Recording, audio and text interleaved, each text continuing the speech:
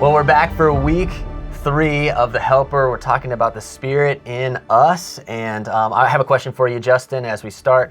What comes to mind when you think of a temple? Is it an old cathedral building, or maybe even just a building, one that's like, really ancient? Or is it Temple Run, the really famous, 2012 iPhone game? Yeah, that was the best. Yeah. I miss a year of my life to that game. Yeah. No, it's Indiana Jones. Okay. It's the Temple of Doom. Yeah, there you go. No, but I think of temples like big, old, beautiful cathedrals with stained glass, and people come from miles around to visit them. Yeah, yeah. But whenever we actually read the New Testament, we find that there is a completely different idea of what a temple is, because that would have been a similar thing for the Hebrew readers, or even early church. They would have thought of the temple in very specific things, but Paul gives a radical idea. Tell me about it. Yeah, in 1 Corinthians chapter 3, verse 16, he says, "Do you not know that you are the temple and that God's Spirit dwells in you?" So he's not talking about a building. Just like you said, he's changing the paradigm. It's not this place that you go, it's you. Yeah, and that's exactly right. Like, we have to know that there is not this just sacred place that we can go to meet with God, that we have to travel really far, that we have to, be pilgrims on this road. Like, God moves with us. We are actually the temple, and the Holy Spirit indwells us. That is a radical idea in the New Testament age. Yeah, so the first truth we need to focus on today is that God's moved in. The Holy Spirit is inside of you. God has changed our understanding of where he dwells from a place we go to inside of you and I. Yeah, when I think about this, I think about when Leah and I, we moved to Dayton, Ohio, and we bought a house and we moved in. And we quickly realized this isn't our house yet.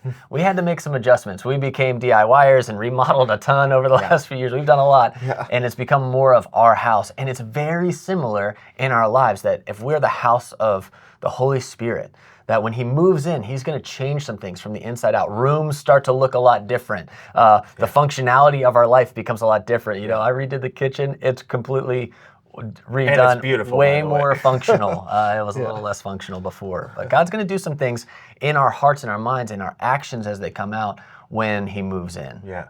So just like when Levi moved into his house and everything began to change, we need to recognize that awareness in our own lives, that the Holy Spirit has moved into our house, and everything can change if we let him. He's got a different function in mind. He's got a different purpose in mind, and we need to cultivate that awareness. We can say at the start of the day, "Holy Spirit, I know that you're here.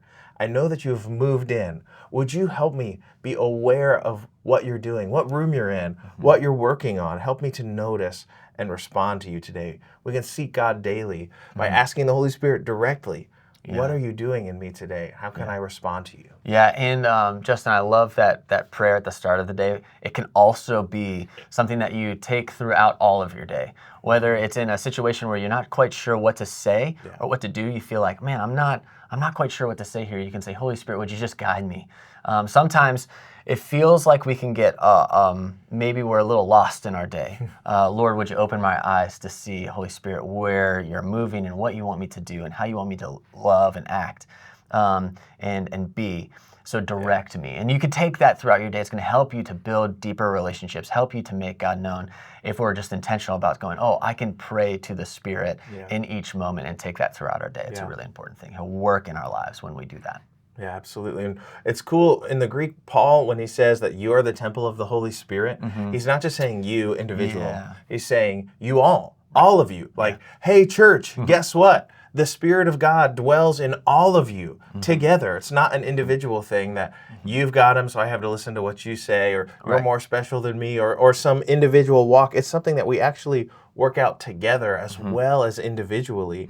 That there's a quote from Francis Chan where he says that is something along the lines of, if you are a person with the Holy Spirit, the Spirit of God himself living inside of you, and then you're standing next to somebody who doesn't have the Spirit of God, there should be a vast difference in the way that you live.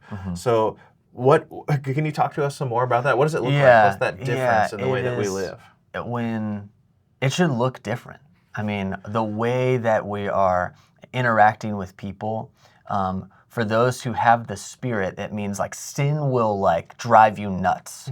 That gossip, it's just like, I can't do this. Yeah.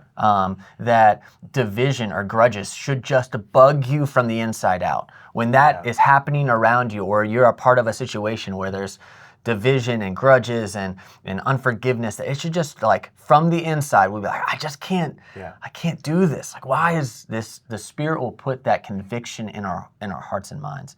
And so it's because those things, they don't just hurt a relationship that we're in, which they do hurt those relationships in huge ways. It actually grieves the Spirit in us when and it dishonors God's house. The Spirit who's living in you will be like, that we can't have that here. Right. And so that's an important thing, that change will happen in us. Yeah, we need to guard the holiness of the temple of God, recognizing that He lives here. Then what happens here matters a lot. I don't get to just do whatever I want. I get to do what honors the Spirit of God, and I'm empowered by the Spirit of God to do it. Yeah. So this should be a place where forgiveness dwells. Yeah. This should be a place where encouragement dwells. Yeah. This should not be a place where a spirit of criticism thrives. You know, showing patience. As an example for me, I remember there was a time in my life when I really have strong opinions about things, and I was arguing with people on Facebook. I know it's like a huge surprise. A millennial was sharing too many feelings on Facebook, but I was arguing with people on Facebook about things that ultimately don't have spiritual, eternal significance. But I wanted to be right. And so on one post, I'm like, I love Jesus and I'm filled with the Spirit of God. And the other post, I'm insulting and demeaning and belittling people for thinking differently than I think. And that's not right. What are people going to think about God if I say this is where the Holy Spirit dwells, and yet just all this bleh comes out of me onto them while I'm claiming that I'm filled with the Spirit of God? Yeah. It is, it's important for us to know that in many ways, I heard this said by somebody I look up to a lot. He just said, I'm not trying to build consensus, I'm trying to build a kingdom. That's what God's all about. He's not trying to make sure that we all agree about every little thing, and that if somebody's wrong, we need to be like there's truth. And the scriptures say that the truth, when it's proclaimed, will be the aroma of life to some and the aroma of death to others. And so there's going to be like disagreement. Yeah, huge disagreement. And we'll have people come and persecute us because of the truth in our lives. When we proclaim Jesus and Him crucified, and we proclaim grace, and we proclaim here's what, the truth of the scriptures, that will get reactions. And sometimes it'll be like, yes, and sometimes it'll be like, oh no. Here's what I want to lean into is that Jesus said, hey, do this in love. He didn't say, hey, they're going to know you by how right you are. Yeah, right. He says, the people are going to know by how you love, specifically how you love each other. And if we have that same Spirit living within you and I, and within our church, then we won't have division. We will have love. We will have unity in God's Spirit, and we will fight for that. It's worth us leaning into conversations, knowing that I don't need to be right, but we're trying to build a kingdom here, and it's God's kingdom. It's His house. The Spirit lives in us. This is so important. Yeah, Romans 14, verse 12, it says that each of us is going to give an account for how we live. And Paul reminds us, God is inspecting what we're building. This temple, the words and the choices and the habits that come out of this, they matter eternally, and I'm going to give an account. Yeah, and so the question is then, are we building with humility, with faith, with love, with the fruits of the Spirit, or are we building with pride, the need to be right, with selfishness? One of those things will endure, and the other will not. Yeah, absolutely. And as a practical example in my life, that means when the Spirit prompts something, we've got to respond. There was a time when we had just become young parents, and we were really young, and finances were strapped, and the Spirit prompted us to live more generously, to not keep all of our finances to ourselves, but to give to the church and to a friend of ours who's a missionary at a higher and higher level. And I had so many reasons I did not want to do that. So many excuses, yet we walked in obedience to that, because I have to recognize this temple of the Holy Spirit, what He wants goes. And I'm going to respond affirmatively to what He's planting in my life. Yeah, and That big truth that you're really hitting on with that story there, Justin, is that the Spirit dwells in you personally. He's remodeling you like a house.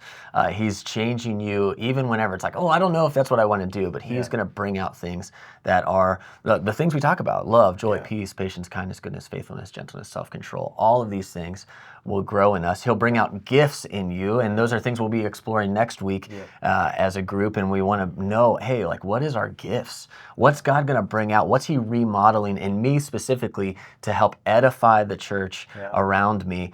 Those gifts are really important. So let's be aware to His presence together, His presence in you and in me. Let's worship God and guard the holiness of His temple in our relationships with each other, and let's build a life wisely for eternity for Him.